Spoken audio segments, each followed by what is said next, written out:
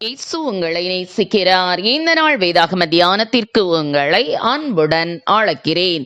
எழும்பு எழும்பு பலன்கொள், கர்த்தரின் புயமே முந்தின நாட்களிலும் பூர்வ தலைமுறைகளிலும் எழும்பினபடி எழும்பு. ஏசாயா 51:9. குருவிடம் வந்து சேர்ந்த புதிதில் சிஷ்யனுக்கு ஒரு பிரச்சனை இருந்தது. எந்த ஒரு முக்கியமான பணியை செய்தாலும் முதல் முயற்சியிலேயே அதில் முழுமையான வெற்றி அவனுக்கு கிடைப்பதில்லை. அதை குரு பெரிதாக எடுத்துக்கொள்வதில்லை என்றாலும் சிஷ்யனுக்கு மிகவும் சங்கடமாக இருந்தது. எப்படி அந்த சிக்கலில் இருந்து மீள்வது என ஒவ்வொரு முறையும் கவலையோடுதான் பணிகளை ஆரம்பிப்பான். பதட்டம் பற்றி கொள்ளும். பதறிய காரியம் சிதறத்தானே செய்யும்.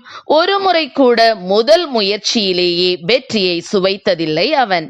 ஒரு சில நாட்கள் அவனை கவனித்து வந்த குரு அவனை அழைத்து பேசினார்.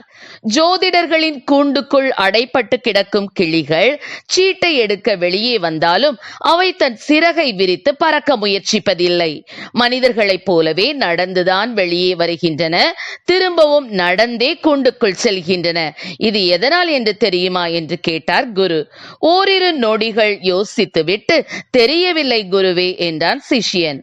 குரு பேசலானார். சுதந்திரமாக பறந்து திரியும் கிளியை பிடித்தவுடன் முதலில் அதன் சிறகுகளை வெட்டி எடுத்து விடுவார்கள். சிறகிறந்த கிளியானது அதை உணராமல் பறக்க முயற்சிக்கும். ஆனால் அதனால் இயலாது. தனக்கு சிறகுகள் இல்லை என்று கிளிக்கு தெரியாது.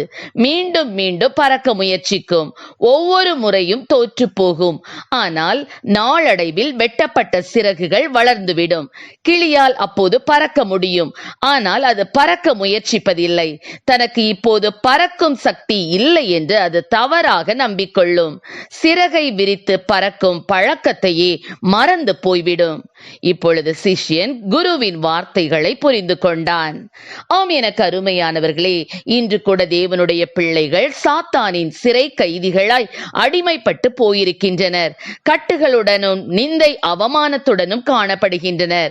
தேவன் அவர்களை எழுப்பி என்னிடமாய் திரும்பு என்கிறார். எழும்பு எழும்பு பலன்கொள், கர்த்தரின் புயமே முந்தின நாட்களிலும் பூர்வ தலைமுறைகளிலும் எழும்பினபடி எழும்பு என்கிறார். ஆம், உங்களுடைய பலனை தரித்து கொண்டு சாத்தானின் வஞ்சக சிறை பிடிப்பிலிருந்து வெளிப்பட்டு ஆதி திருச்சபை மக்களைப் போல ஜெபிப்பதிலும் ஊழியம் செய்வதிலும் அன்பின் ஐக்கியம் அப்பம் பிட்குதலிலும் சபை மக்கள் வைராக்கியமாக வாழ வேண்டும். ஆத்தும பாரத்துடன் ஆத்துமாக்களுக்காக அழுது புலம்பி ஜெபிக்க வேண்டும். சபைகளில் அற்புதங்களினாலும் அடையாளங்களினாலும் வசனத்தை உறுதிப்படுத்த வேண்டும். வாலிபர்கள் தேவனுக்காக எழும்பி பிரகாசிக்க வேண்டும். விழித்திருந்து ஜெபிக்க ஆயத்தப்படுதலே எழுப்புதலின் ஆரம்பம். பின்மாறி அபிஷேகம் ஊற்றப்பட வேண்டும். திருச்சபை எழுப்புதலின் அக்கினியால் பற்றி எரிய வேண்டும். பிரியமானவர்களே, தேவன் தமது ஜனம் அடிமைத்தனத்தில் இருந்து விடுவிக்கப்பட வேண்டும் என விரும்புகிறார். அதற்கு உண்மையாய் இருதயம் நொறுங்கி ஜெபிக்கும் ஜெப வீரர்கள் தேவை. தூசியை உதறிவிட்டு எழுந்திரு, எருசலேமே வீற்றிரு, சிறைப்பட்டு போன சீயோன் குமாரத்தியே உன் கழுத்தில் உள்ள கட்டுகளை அவிழ்த்துவிடு என அழைக்கிறார். நான் உன் நுகத்தை உன் கழுத்தின் மேல் இராதபடிக்கு உடைத்து உன் கட்டுகளை அறுப்பேன் என்கிறார்.